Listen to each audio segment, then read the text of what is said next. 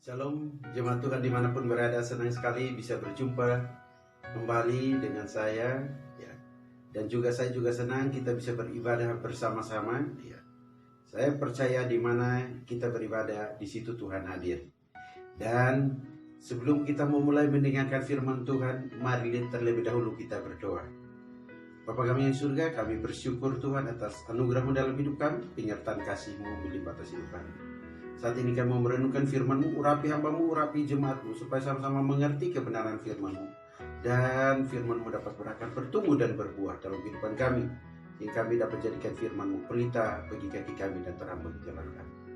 Dalam nama Tuhan Yesus Kristus kami berdoa dan mengucap syukur. Amin. Jemaat Tuhan yang saya kasihi dalam Yesus Kristus, hari ini kita akan sama-sama belajar kebenaran firman Tuhan. Dan sebelum kita baca firman Tuhan, saya senang sekali kita bisa sekali lagi beribadah bersama-sama. Nah, firman Tuhan yang hari ini saya sampaikan dengan tema Pondasi Iman yang Kokoh. Pondasi Iman yang Kokoh terambil dari Lukas pasal 6 ayat 46 sampai 49. Sekali lagi Lukas pasal 6 ayat 46 sampai 49. Saya bacakan untuk jemaat Tuhan sekalian. Dua macam dasar. Mengapa kamu berseru kepada Tuhan, Tuhan, padahal kamu tidak melakukan apa yang aku katakan? Maksudnya, tidak melakukan apa yang Tuhan katakan. Setiap orang yang datang kepadaku dan mendengarkan perkataanku serta melakukannya, aku akan menyatakan kepadamu dengan siapakah ia disamakan. Ia sama dengan seorang yang mendirikan rumah. Orang itu menggali dalam-dalam dan meletakkan dasarnya di atas batu. Ketika datang air bah dan banjir melanda rumah itu tidak dapat digoyahkan karena rumah itu kokoh dibangun. Akan tetapi barang siapa mendengar perkataanku tetapi tidak melakukannya, ia sama dengan seorang yang mendirikan rumah di atas tanah tanpa dasar. Ketika banjir melandanya, rubuhlah rumah itu segera dan hebatlah kerusakannya. Memang di sini ada dua macam dasar, ya. Di sini ada dasar yang teguh atau dasar yang kokoh dan dasar yang tidak kokoh, ya. Karena dibangun di atas tanah, ya. Mendirikan rumah. Nah, jemaat Tuhan yang saya kasihi dalam Yesus Kristus, ya. Sebenarnya penting sekali kita memiliki pondasi iman yang kokoh. Mengapa saya katakan? Karena penggambarannya dikatakan situ, diperhatikan di ayat 47 bagian terakhir. Aku akan menyatakan kepadamu dengan siapa ia dapat disamakan. Apakah orang yang bijak, orang yang mendirikan rumahnya, ya, dengan di atas batu, ya, atau di atas tanah. Dan ini mempengaruhi dasar. Mengapa saya katakan demikian? Saya kasih contoh jemaat Tuhan yang saya kasih dalam Yesus Kristus. Memang ketika kita mendirikan rumah, atau contoh saya yang paling simpel itu adalah ketika di dunia ini terjadi bencana gempa bumi. Dan rumah itu banyak yang rusak, banyak arsitek, banyak ahli bangunan berpikir bagaimana mendirikan rumah yang kokoh agar tidak mudah ambruk atau roboh ketika datangnya gempa. Dan mereka berkata untuk bisa memberikan rumah yang kokoh, kita harus memperhatikan memiliki struktur bangunan yang simetris. Lalu kemudian terbuat dari bahan baja ringan dan semen, ya, mortar. Memiliki struktur pondasi yang kuat. Keadaan tanah juga, ya, mempengaruhi hal tersebut. Terbuat dari bahan material rumah yang minimal, ya, dan menggunakan beton bertulang. Nah, itu ciri-ciri rumah anti gempa yang kokoh terhadap guncangan.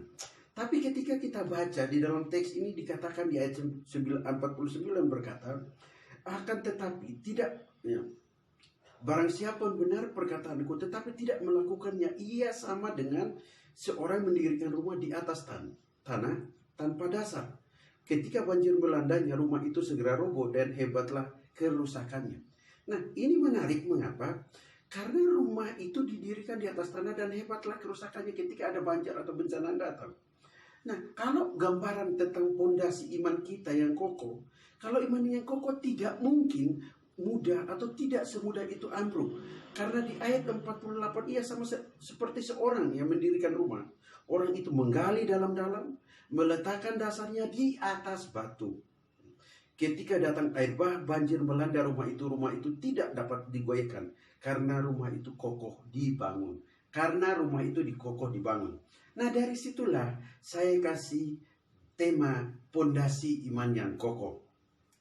Jemaat Tuhan yang saya kasih dalam Yesus Kristus, pada saat ini banyak situasi, ada banyak hal yang kita alami yang membuat iman kita bisa tergoncang.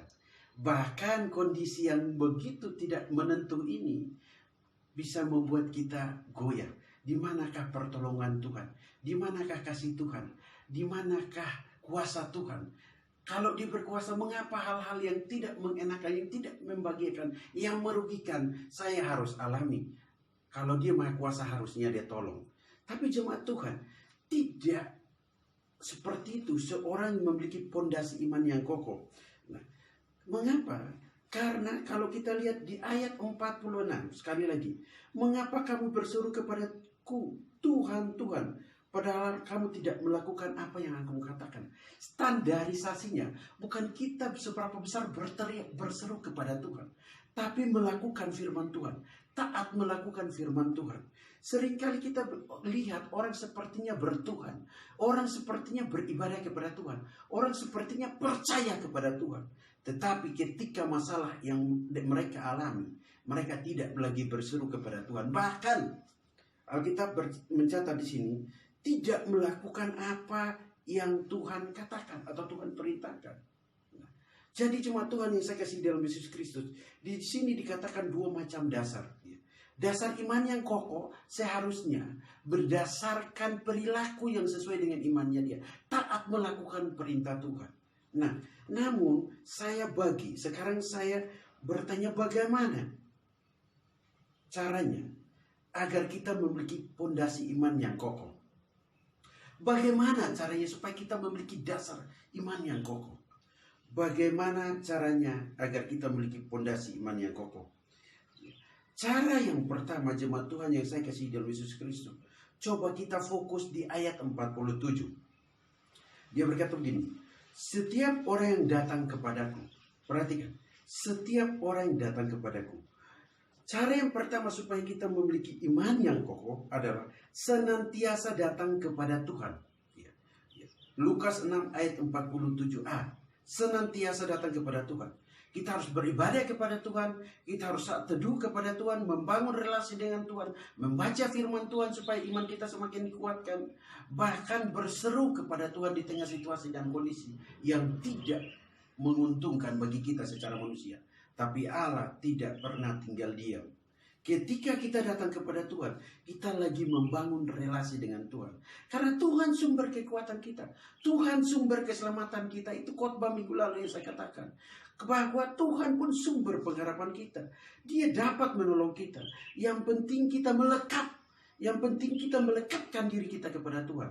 Trust to God, percaya kepada Tuhan, berserah kepada Tuhan. Sehingga kita memperoleh kekuatan. Bahkan iman kita semakin kokoh di dalam Tuhan. Karena apa? Karena Dia Allah yang akan memberikan kekuatan kepada kita. Contoh yang paling sederhana. Misalkan di dalam Filipi. Ya. Filipi kan berkata Filipi 4 ayat 13. Ya. Filipi 4. Ya. Kalau dibaca baik-baik dalam Filipi 4. Ya. Di ayat 13, bahkan di ayat 19 berkata, segala perkara dapat kutanggung di dalam Dia yang memberi kekuatan kepadaku. Bagaimana kita bisa memperoleh kekuatan dari Tuhan? Bagaimana kita bisa memiliki iman yang kokoh di tengah situasi dan kondisi yang tidak memungkinkan? Kalau kita sendiri tidak datang kepada Tuhan. Jemaat Tuhan yang saya kasih dalam Yesus Kristus, senantiasa datang kepada Tuhan. Itu di pasal 6 ayat 47 bagian A. Setiap orang yang datang kepadaku. Saya ingin jemaat Tuhan ketika anak-anak itu datang kepada Tuhan. Tuhan tidak melarang ya, mereka datang kepadanya. Bahkan murid-muridnya sempat mencegah Tuhan berkata kepada murid-murid untuk membiarkan mereka datang kepada Tuhan. Jadi dengan kata lain, relasi dengan Tuhan itu sangat penting. Ayo bangun relasi itu. Ayo terus datang kepada Tuhan. Bangun iman. Bangun pondasi iman yang kokoh di dalam Dia. Amen. Hal yang kedua, ya, bagaimana caranya agar kita memiliki pondasi iman yang kokoh? Ya. Hal yang kedua, ya, yang saya ingin katakan di sini, ya, adalah senantiasa mendengar firman Tuhan. Ya. Lukas pasal 6 ayat 47b. Senantiasa mendengar firman Tuhan. Ya. Perhatikan, dan mendengarkan perkataanku. Dan mendengarkan perkataanku. Jemaat Tuhan yang saya kasih dalam Yesus Kristus, saya ingat ketika bapak saya dengan saudara-saudaranya membangun rumah kami. Dan waktu itu saya masih kecil. Saya melihat, ya, rumah sekarang itu kan sudah ada beton yang tadi saya sudah contohkan bagaimana semen dan sebagainya. Tetapi kalau rumah dulu, mereka sempat membangun rumah itu menarik. Karena rumahnya rumah ala, rumah daerah lah, rumah adat, rumah orang kampung lah ya. Yang luar biasa bagi saya cara membangunnya. Mereka, bapak saya dan saudara-saudaranya menggali tanah dalam-dalam. Kemudian setelah tanah dalam, ya, mereka tancapkan pilar-pilar di berbagai sisi. Lalu mereka buat kerangkanya, lalu mereka taruh kuat-kuat. Ya. Taruh batu di dalam, isi dengan padat. Ya. Baru mereka coba guncangkan. Ya. Tiang itu mereka guncangkan setiap tiang. Apakah goyang atau tidak. Sampai mereka, bahkan 3-4 orang mereka peluk tiang itu. Lalu mereka guncangkan sama-sama. Ada kalanya, kalau masih guncang mereka terus taruh batu, taruh tanah.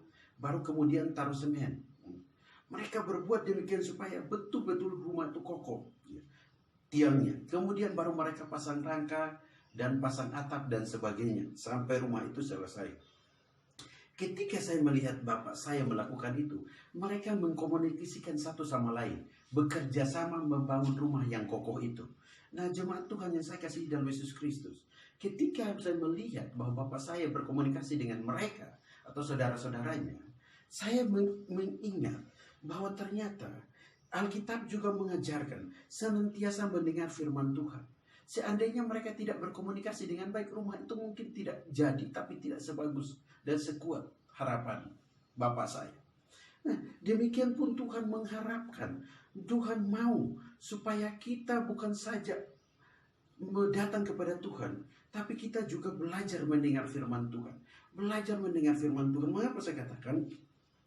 Karena kalau baca di Yakobus pasal 1 ayat 19 sampai 26, di situ berkata bahwa kita belajar mendengar firman Tuhan, tapi juga setelah mendengar firman Tuhan, jadi pelaku firman Tuhan. Itu di dalam Yakobus juga menuliskan hal itu. Jadi iman tumbuh dari pendengaran akan firman Tuhan. Jadi ternyata supaya iman kita terus dibangun, selain kita membangun relasi dengan Tuhan secara pribadi, iman kita juga dibangun melalui pendengaran akan firman Tuhan, melalui pembacaan firman Tuhan, melalui perenungan firman Tuhan. Jadi jangan lewatkan momen-momen yang indah, bisa bersekutu bersama saudara seiman, bisa bersekutu bersama anak, istri, ya, keluarga di rumah. Itu momen yang indah. Kenapa? Karena kita bisa merenungkan firman Tuhan bersama-sama. Iman kita bisa dibangun bersama-sama. Dan ketika iman kita dibangun, kita telah membangun pondasi iman yang kokoh.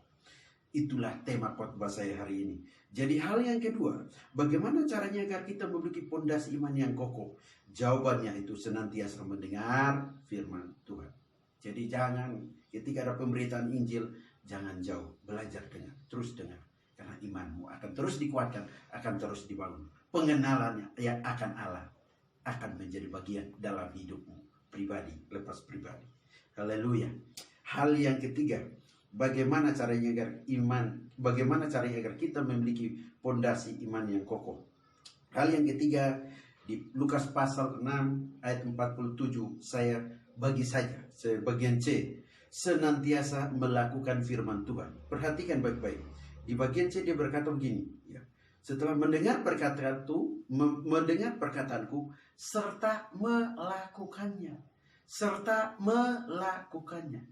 Jadi jemaat Tuhan yang saya kasih dalam Yesus Kristus, hal yang ketiga adalah melakukan firman Tuhan.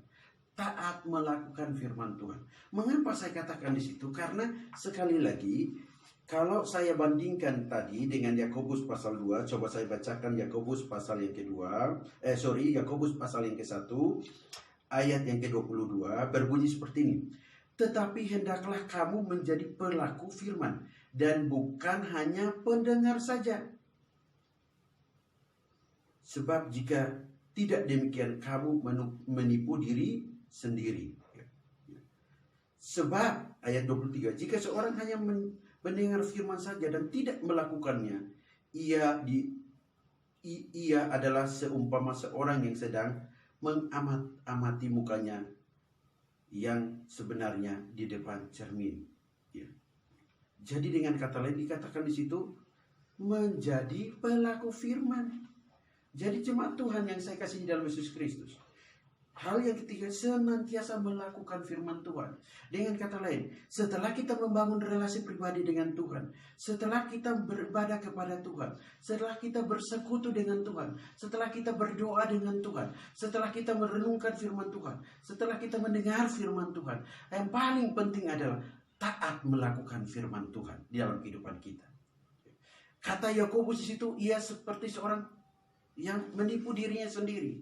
Jadi saya berharap bahwa ketika kita memiliki pondasi iman yang kokoh, ada 3 cara. Cara yang pertama yaitu senantiasa datang kepada Tuhan. Cara yang kedua senantiasa mendengar firman Tuhan.